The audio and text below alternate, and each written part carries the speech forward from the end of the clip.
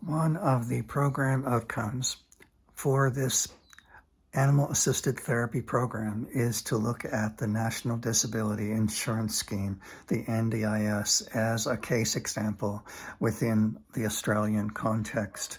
The NDIS is a scheme that was founded through the NDIS Act 2013, and at many levels, this is a very complex discussion. It's a very complex topic, and I will beg your patience throughout this process because it's like peeling the layers of an onion that is really deep and complex. So getting to what things mean and how do they work is extremely difficult.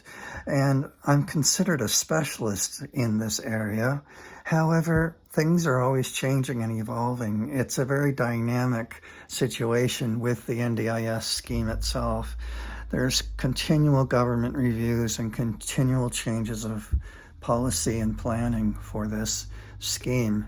And there are many layers of complexity when it comes to setting up a program like animal-assisted therapy, which is probably one of the more complex agendas or goals or visions or dreams that people have in using the NDIS funding for that purpose. The scheme involves an application process for eligibility initially. We have to look at this in two streams, really, initially, in the big picture. First is the person that you're working with. Do they have eligibility? Are they a participant of the NDIS already? This would be true in any country where you're looking at a government-funded plan or scheme or service.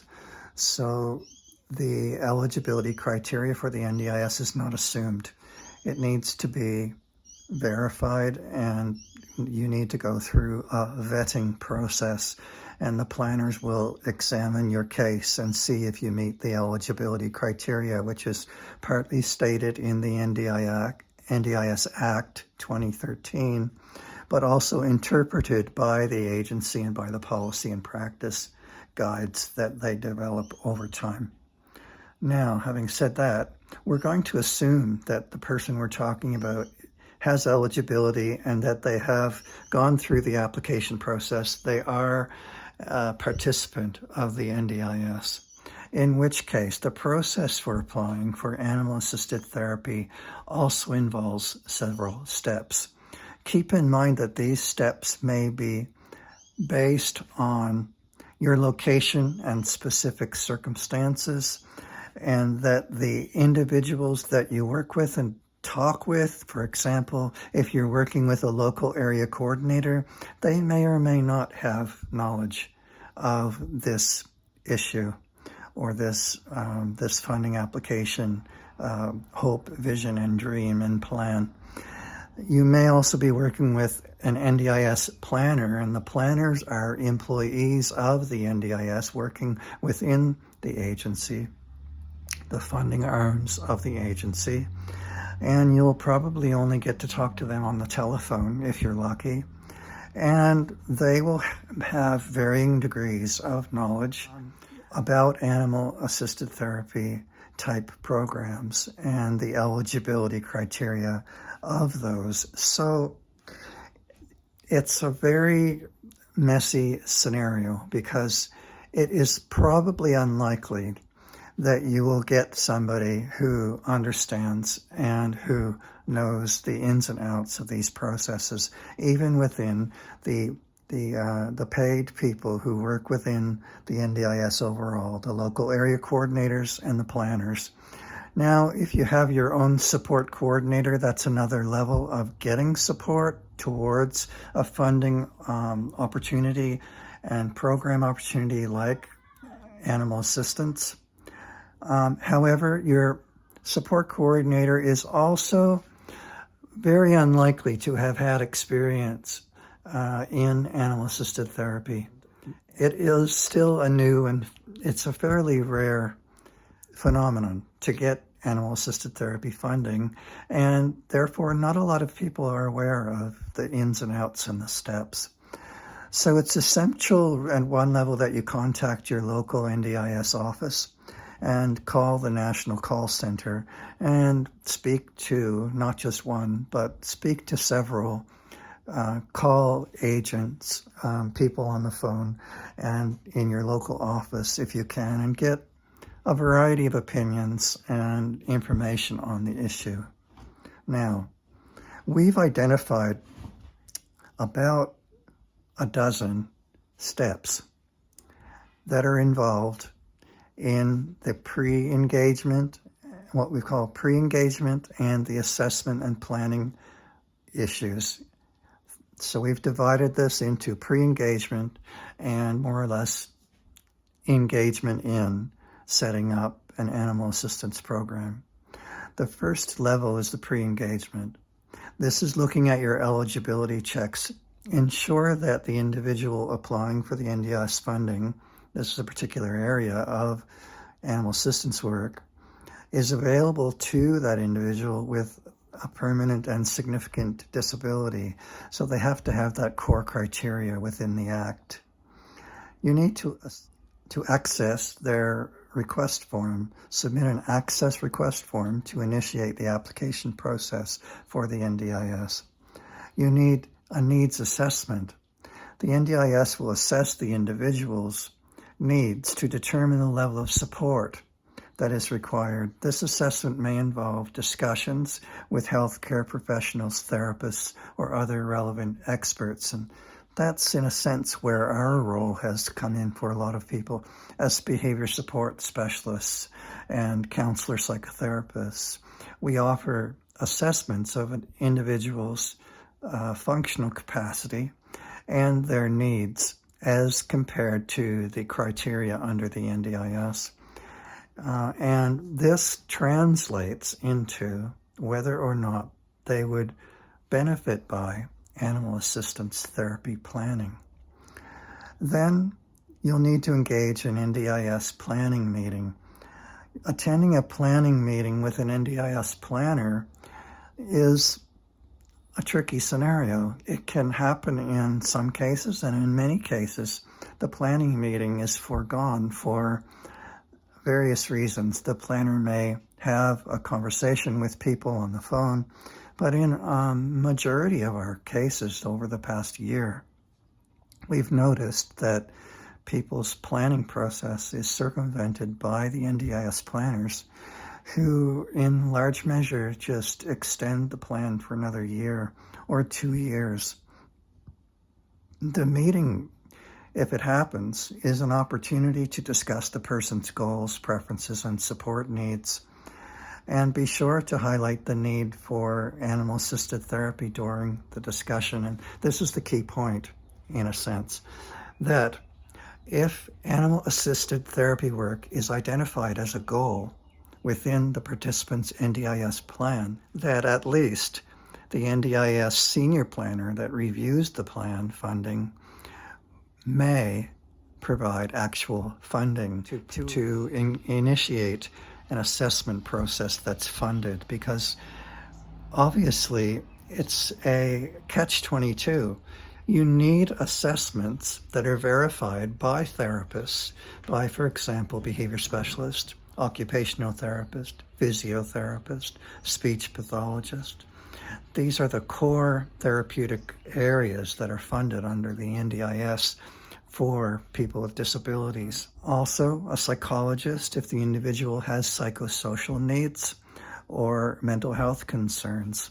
So, having assessments of an individual's functional capacity from the different therapy specialization points of view enables a comprehensive assessment to say, well, this individual is obviously an NDIS participant, but more deeply, more specifically, they have needs that could be addressed by animal-assisted therapy. And these are the clinical reasons why they need animal-assisted therapy.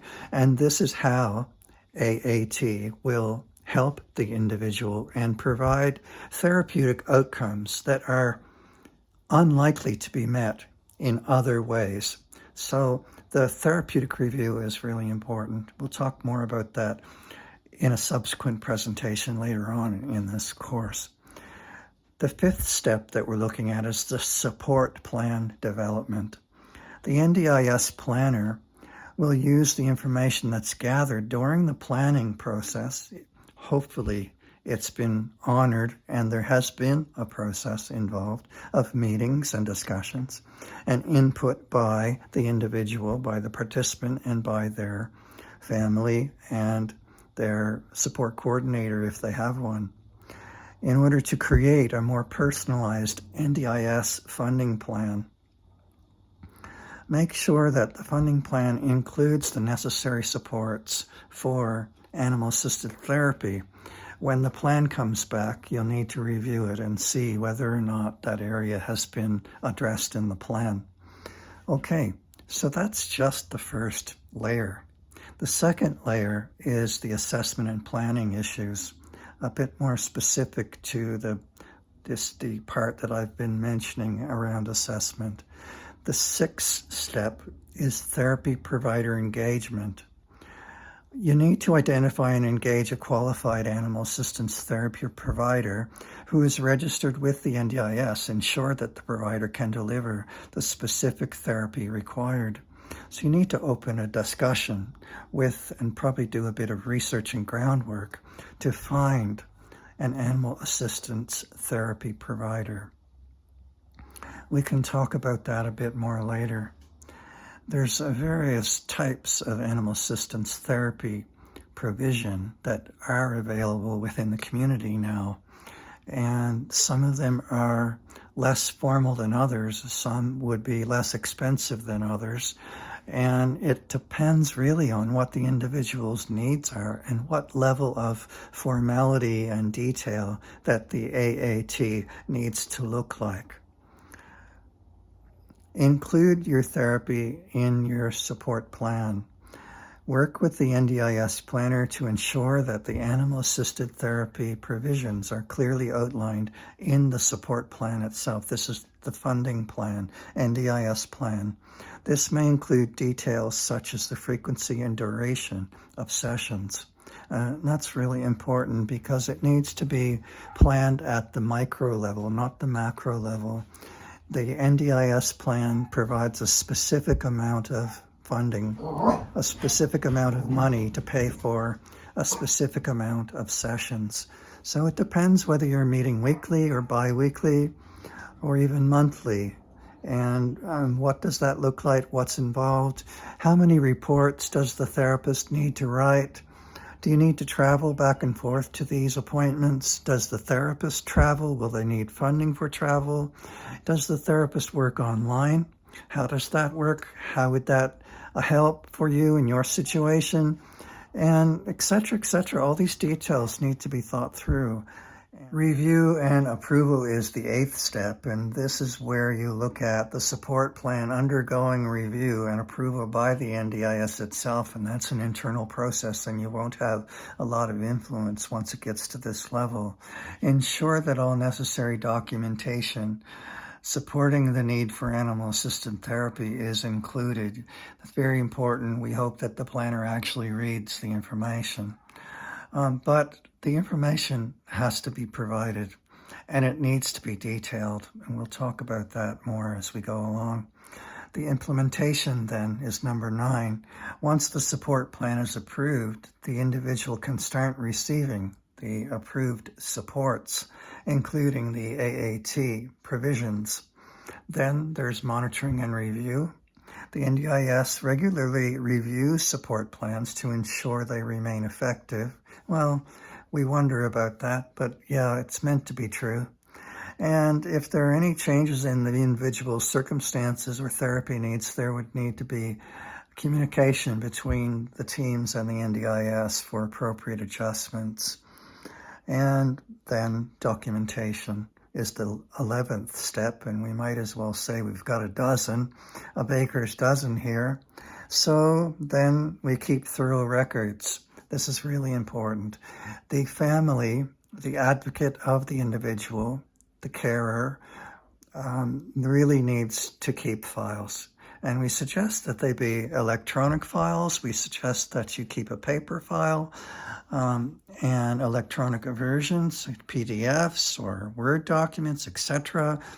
Photographs even of the documentation, and that you store these and file these and know how to access them and how to upload them and to share them via email as attachments.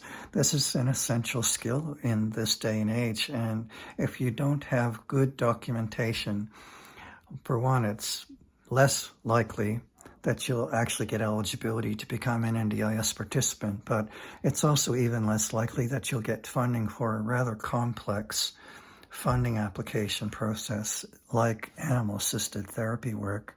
Remember, it's crucial to stay informed and to consult with the NDIS representatives and your healthcare professionals throughout the application process to ensure a smooth and successful funding application for animal-assisted therapy. And we truly agree with that statement.